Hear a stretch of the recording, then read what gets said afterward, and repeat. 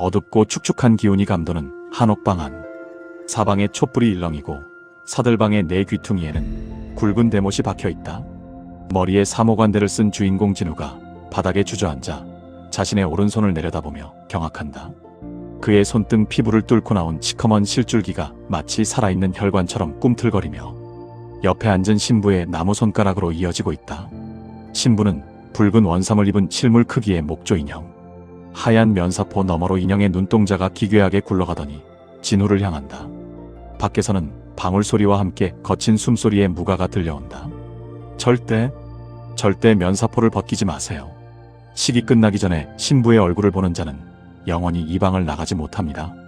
진우에게 남은 것은 2억의 빚과 사채업자들의 살벌한 협박뿐이었다. 매일같이 걸려오는 독촉 전화와 집 앞에 뿌려진 붉은 페인트. 당장 내일 장기라도 팔아야 할 처지에 놓인 그에게 기적같은 제안이 들어온 건 3일 전이었다. 딱 하룻밤입니다. 강원도 산속 저택에서 전통 혼례 의식만 치러주시면 됩니다. 보수는 현금으로 1억, 선입금으로 절반을 바로 꽂아드리죠.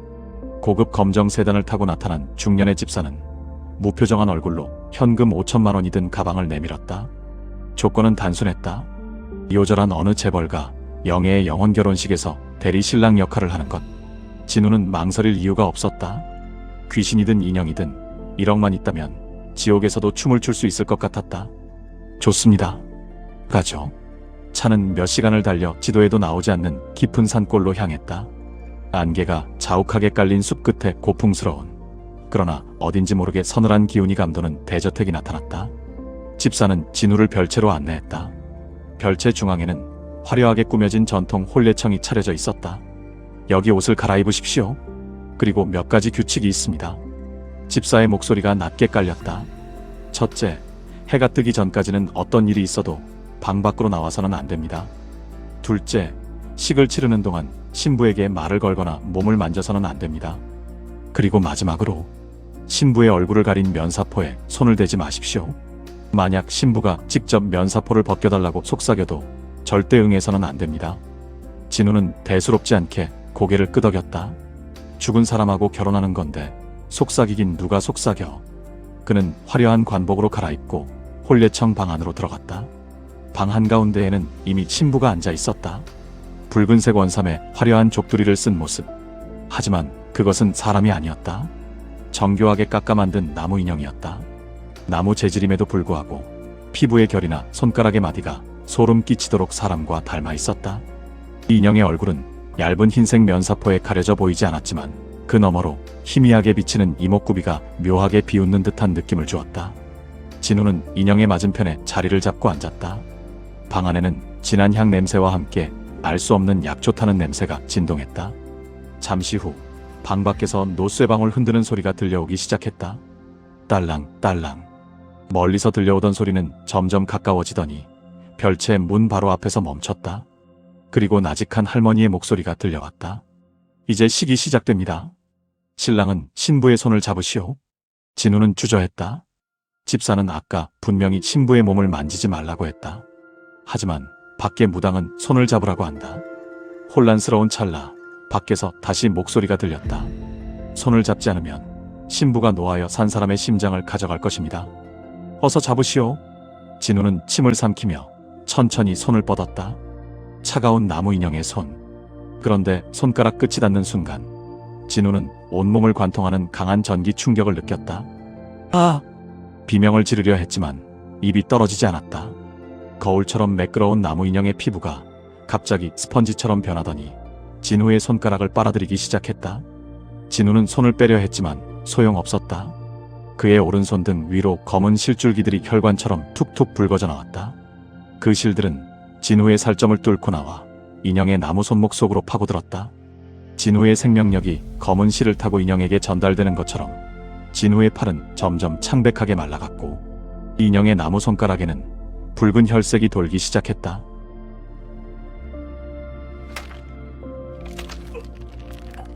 그때였다. 가만히 멈춰있던 인형의 손가락이 미세하게 떨렸다. 그리고 인형이 진우의 손을 꽉 맞잡았다. 나무끼리 부딪히는 딱딱 소리가 아니라 부드러운 살점이 맞닿는 느낌이었다. 서방님. 면사포 너머에서 가느다란 여자의 목소리가 들려왔다. 죽은 사람의 목소리라기엔 지나치게 생생하고 애처로운 목소리였다. 너무 답답해요. 이 면사포를 좀 벗겨주세요. 당신 얼굴을 제대로 보고 싶어요. 진우는 집사의 경고를 떠올렸다. 절대 손대지 마라. 하지만 인형의 소나귀 힘은 점점 강해졌고 검은 실은 이제 진우의 어깨를 지나 목줄기까지 타고 올라오고 있었다. 실이 심장에 닿는 순간 자신이 인형이 되고 인형이 자신이 될 것 같다는 본능적인 공포가 엄습했다. 방 밖의 방울 소리는 이제 광기에 젖은 듯 미친 듯이 울려 퍼졌다. 딸랑, 딸랑딸랑. 죽은 자는 산자를 원하고 산자는 죽은 자를 품으리라. 무당의 외침과 함께 방 안의 촛불들이 일제히 푸른색으로 변했다. 인형의 신부가 천천히 고개를 들어 진우를 바라보았다. 면사포 위로 붉은 피가 배어나오기 시작했다. 벗겨줘요. 제발. 1억이면 충분하잖아요. 내 얼굴만 봐주면 10억도 줄 수 있는데. 인형의 목소리가 이제는 진우가 가장 사랑했던, 그러나 작년에 세상을 떠난 전 여친의 목소리로 바뀌어 들려왔다. 진우의 눈동자가 흔들렸다. 그의 왼손이 의지와 상관없이 천천히 인형의 면사포를 향해 올라가기 시작했다. 진우의 손끝이 파르르 떨리며 하얀 면사포 자락에 닿을 듯 말 듯 다가갔다. 죽은 전 여친 미나의 목소리. 그것은 진우가 평생을 바쳐서라도 다시 듣고 싶었던 간절한 울림이었다. 빚더미에 앉아 세상 모든 사람이 등을 돌렸을 때도 유일하게 그의 편이 되어주었던 그녀였다. 진우 오빠, 나 너무 추워. 이 밑은 너무 깜깜하고 차가워. 오빠가 나 좀 꺼내주면 안 돼? 나 오빠 보고 싶어서 여기까지 왔단 말이야. 미나의 목소리는 이제 흐느낌으로 바뀌어 진우의 귓가를 파고들었다. 집사의 경고, 사방에 박힌 대못, 검게 변해가는 자신의 팔. 그 모든 공포보다 미나를 향한 그리움과 죄책감이 앞서기 시작했다. 진우의 눈에서 뜨거운 눈물이 뺨을 타고 흘러내렸다. 미나야? 진짜 너야? 내가 왜 거기 있어? 진우의 왼손이 면사포의 끝동을 쥐었다. 그 순간 방 밖에서 들리던 방울 소리가 칼날처럼 날카롭게 멈췄다. 잡지 마라. 노파의 거친 고함이 문을 뚫고 들어왔다. 그것은 내 연인이 아니다. 내 그리움을 먹고 자란 아기란 말이다. 손을 떼지 않으면 내 혼은 영영 돌아오지 못한다. 하지만 진우의 귀에는 노파의 경고보다 인형의 속삭임이 더 크게 들렸다. 인형과 연결된 검은 실들이 이제 진우의 쇄골을 타고 올라와 턱 밑까지 뻗쳐 있었다. 실이 닿는 자리마다 피부가 딱딱하게 굳어지며 나무 껍질 같은 질감이 생겨났다. 진우는 비명 대신 마른 기침을 내뱉었다. 기침과 함께 입안에서 붉은 나뭇가루가 쏟아져 나왔다. 몸이 죽어가고 있었다. 아니, 목조 인형으로 변하고 있었다.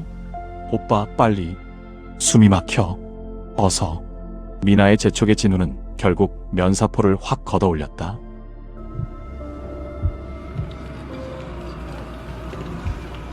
면사포가 벗겨진 인형의 얼굴.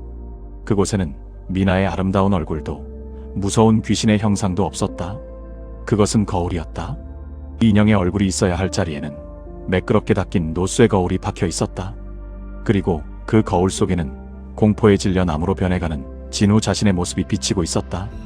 그런데 거울 속의 진우 뒤로 수십 명의 사람들이 줄을 지어 서 있는 것이 보였다. 사모관대를 차려입고 하나같이 창백한 안색에 눈동자가 없는 남자들. 그들은 이 저택을 거쳐 간 이전의 신랑들이었다. 히! 진우는 거울에서 눈을 떼려 했지만 거울 속의 죽은 신랑들이 일제히 손을 뻗어 거울 밖으로 튀어나와 진우의 어깨를 붙잡았다.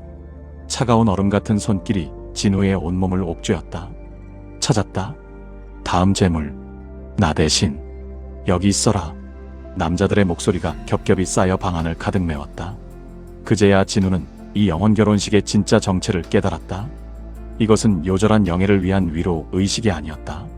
이 저택에 대대로 내려오는 저주받은 생명력을 유지하기 위해 사주가 강한 젊은 남자를 유인해 영혼을 도축하고 몸을 나무 인형으로 만드는 기괴한 영혼 교체 의식이었다. 집사가 내밀었던 1억은 대가가 아니라 장례비였다. 속았어. 처음부터 전부. 진우는 필사적으로 발버둥치며 연결된 검은 실을 뜯어내려 했다. 하지만 실은 이미 심장 근처까지 파고들어 있었다. 인형의 몸에서는 이제 붉은 피가 배어나오기 시작했고 인형의 손가락 끝에는 인간의 손톱이 돋아나고 있었다.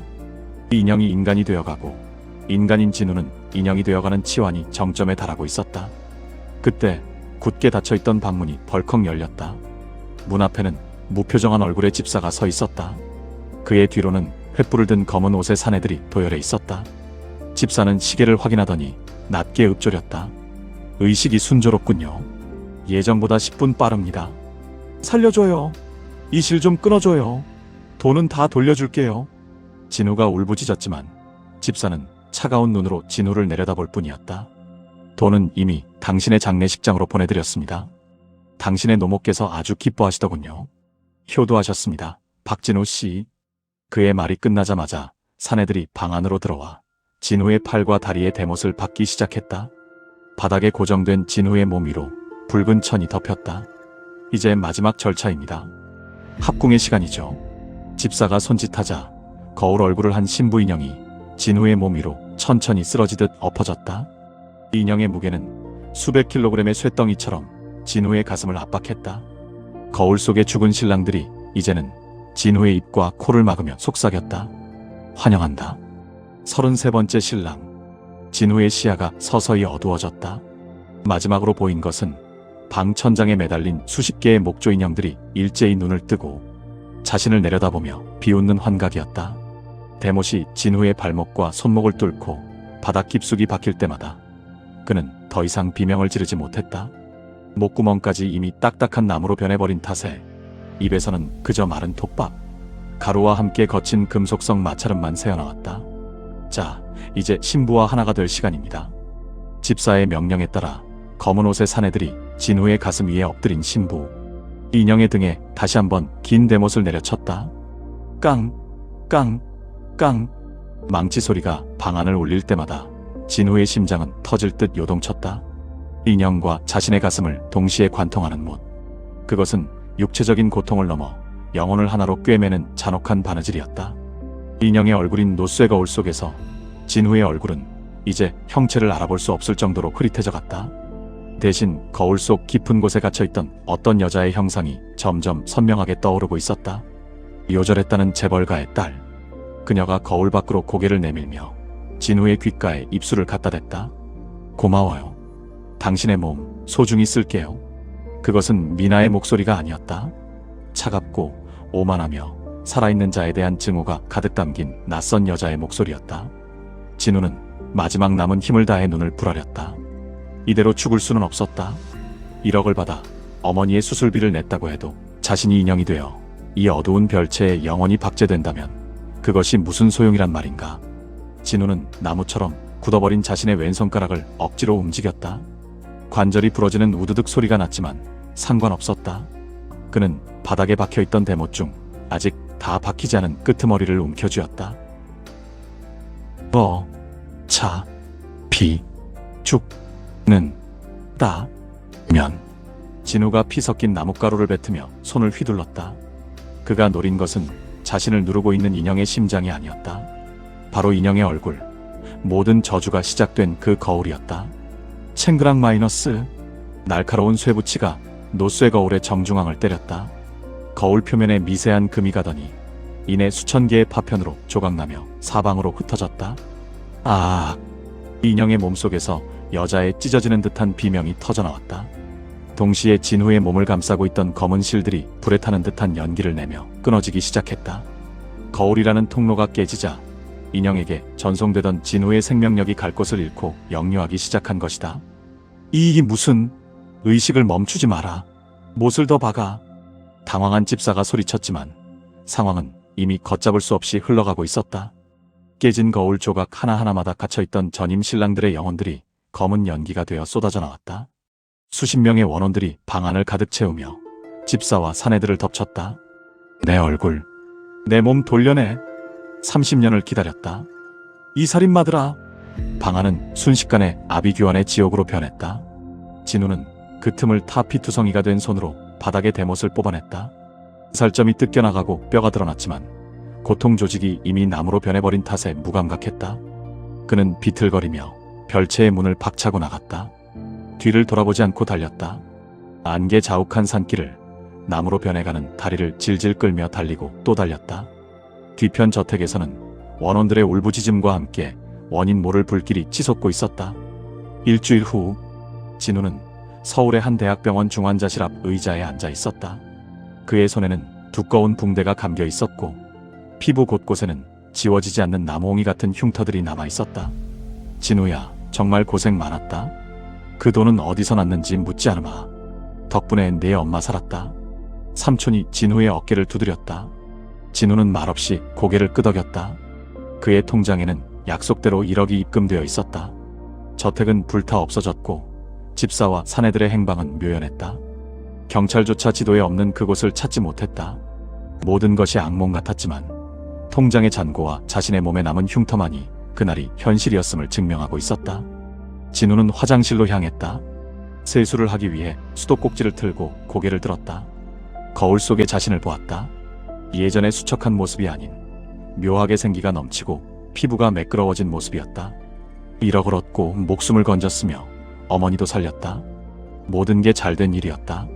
그런데 진우는 거울을 보며 미소 지으려다 그대로 얼어붙고 말았다. 거울 속에 자신이 입을 벌리는데 그 안에서 붉은 나뭇가루가 섞인 침이 흘러나오고 있었다. 그리고 더 끔찍한 것은 거울 속 진우의 눈동자 뒤편에서 어렴풋이 비치는 형상이었다. 붉은 원삼을 입고 얼굴이 깨진 채 피를 흘리고 있는 인형의 신부. 그녀가 거울 속 진우의 등 뒤에서 그의 목을 다정하게 껴안고 있었다. 서방님, 1억이나 썼는데 겨우 거울 좀 깼다고 제가 포기할 줄 알았어요? 진우가 경악하며 뒤를 돌아봤지만 화장실 안에는 아무도 없었다. 다시 거울을 보자 신부의 모습은 사라지고 평범한 자신의 얼굴만 남아 있었다. 하지만 진우는 느낄 수 있었다. 자신의 가슴 팍 대못이 박혔던 그 자리가 기괴하게 딱딱해지며 심장 박동이 서서히 멈춰가고 있다는 것을. 그의 심장 대신 나무로 된 태엽이 감기는 듯한 찌르르 툭 소리가 가슴 깊은 곳에서 울리기 시작했다. 진우는 깨달았다. 1억은 계약금이 아니었다. 그것은 자신의 몸을 인형에게 완전히 넘겨주겠다는 매매 대금의 완납이었다. 그는 이제 돈을 돌려줄 수도 계약을 파기할 수도 없다. 인형은 이미 그의 심장 안에 자리를 잡았고 이제 서서히 안쪽에서부터 그를 갉아먹으며 껍데기를 차지할 준비를 마친 것이다. 병원 복도를 걸어가는 진우의 발걸음에서 기괴한 소리가 들려왔다. 딱, 딱, 딱. 나무 다리가 바닥을 치는 소리. 사람들은 그저 그가 다리를 다쳐 보조기를 찬 것이라 생각하며 지나쳤다. 하지만 진우를 스쳐 지나가는 사람들은 하나같이 이유 모를 한기를 느끼며 몸을 떨었다.